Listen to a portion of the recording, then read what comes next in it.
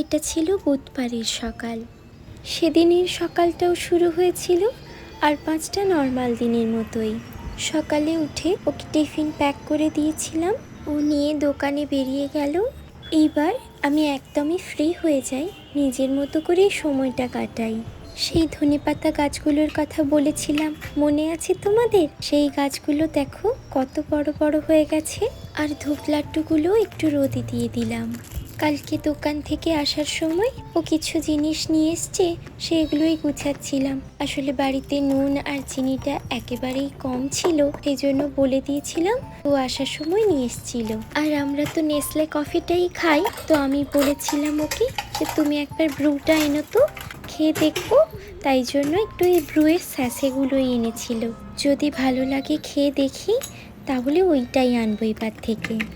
আর আমি নিজের জন্য এখানে একটু ছোলার ছাতুর শরবত বানিয়ে নিলাম। এই ব্যালকনি দিয়ে রাস্তা দেখতে দেখতে খেতে না আমার ভীষণ ভালো লাগে, তাই আমি যখনই কিছু এরকম হালকা খাবার খাই তখনই আমি ব্যালকনিতে চলে যাই। স্নান করে বেরিয়ে দেখি মা ফোন করছে, তাই আমি এখানে মায়ের সাথে কথা বলতে বলতেই কিছু কাজগুলো আমার সেরে নিচ্ছিলাম। আমি প্রথম যখন এখানে আসি তখন অনেকবার করে সারাদিনে মাকে ফোন করতাম, আসলে একেবারে একা লাগতো। কিন্তু এখন এতটা একা আর লাগে না। তারপর ঠাকুরকে আমি পুজো দিয়ে নিচ্ছিলাম।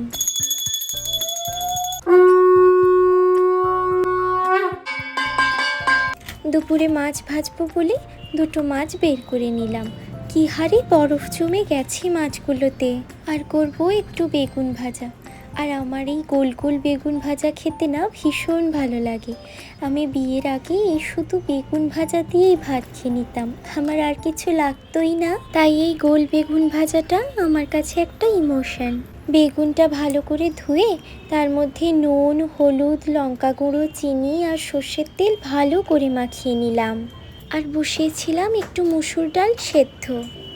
বেশ কিছুদিন আগে মা নোটে শাক কিনে পাঠিয়ে দিয়েছিল, কিন্তু সে শাক আর রান্না করাই হচ্ছিল না। প্রায় অনেক দিনই ফ্রিজে ছিল, তাই ভাবলাম আজকে করেই ফেলি। করবো একটু শাক ভাজা। আমার শাকের তরকারির থেকে শাক ভাজাটা খেতে বেশি ভালো লাগে, তাই বাড়িতে শাক আনলে শাকটা ভাজাই করি।